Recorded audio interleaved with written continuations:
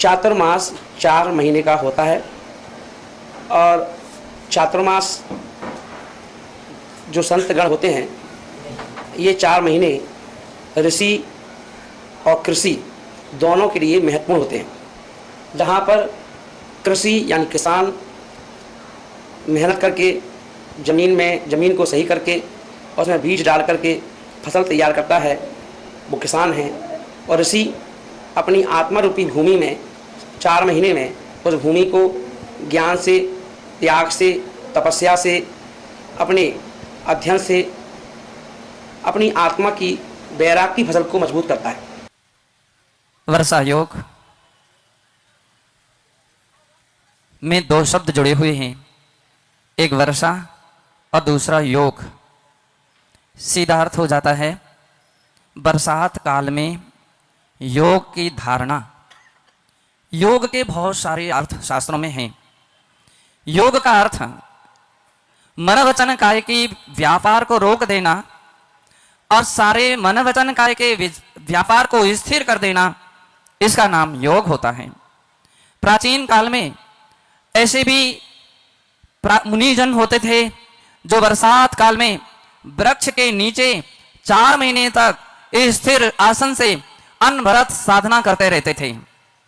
4 महीने तक न आहार न पानी, न आसन से उठना न उस आसन से हलना, स्थिर पाषाण की मुद्रा की तरह अथवा एक धातु की मूर्ति की तरह वे स्थिर हुआ करते थे। छेड़ालाकार कहते हैं उपल खाज खुजावते तेने सुथिर मुद्रा देख मृगगण।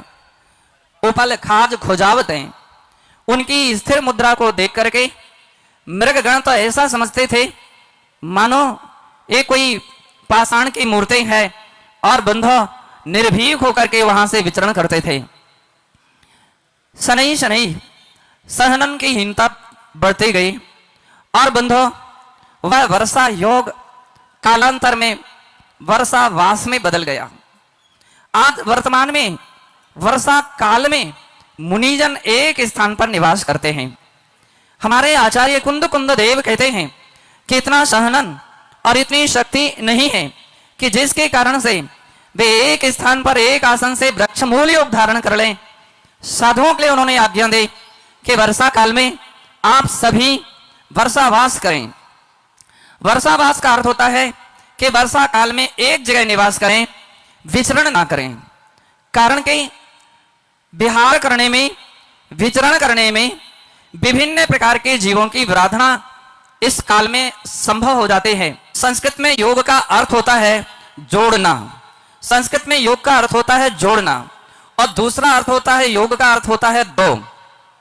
जहां पर 2 का जोड़ हो जाए, एक और एक मिलकर के जहां 2 बन जाएं, 2 और 2 मिलकर के जहां 4 बन जाएं, बंधो ऐसा योग जहां पर बढ़ता जाता है उसका नाम है वर्षा योग। दूसरा तात्पर्य यह है कि धर्म रूपी जल जहां पर बहता है उस नदी के तट होना चाहिए और वह एक तट नहीं और 2 तट होना चाहिए। नदी के 2 किनारे यदि मजबूत हैं तो उसके मध्य से बहने वाला पानी यथा स्थान तक पहुंच सकता है और अपने साथ अनेक लोगों की प्यास बुझा सकता है। यदि 2 तट में एक भी तट ना हो, टूट जाए एक तट, तो ध्यान रखें वह पानी यथा स्थान तक नहीं पहुंच सकता है। नाविक और नाविकों के लिए भी यथा स्थान तक नहीं पहुंचा सकता है। 2 तट का अर्थ है एक मुनि राजों का तट, मुनि आरिका श्रावक क्षुल्लक क्षुल्लिका एक तट है और दूसरा तट है श्रावक श्राविकाओं का, ये दूसरा तट है। आचार्य समंत्रभद्र महाराज ने एक बार जिन शासन की महिमा की बात कही तो वहां उन्होंने सर्वोदयी शब्द का प्रयोग किया और वे कहते हैं यह सर्वोदयी शासन तभी तक जीवित रहेगा जब तक धार्मिक ये 2 तट जीवित रहेंगे। जब तक मुनि और श्रावक का यह संबंध जीवित रहेगा तब तक धर्म हमेशा जीवित रहेगा। जब तक आरिका और श्राविका के तट मजबूत रहेंगे तब तक बंधो धर्म की गंगा निर्बाध रूप में बहती रहेगी और लोगों की प्यास बुझाती रहेगी। भावना यही है कि गुरुवर यह चातुर्मास ऐतिहासिक हो या ना हो, आध्यात्मिक जरूर हो। हर किसी व्यक्ति को ऐतिहासिक शब्द बड़ा अच्छा लगता है, कुछ है विशेष, ऐतिहासिक हुआ। अनंत बार इतिहास बना लिए, लेकिन क्या हुआ? आध्यात्मिक चातुर्मास।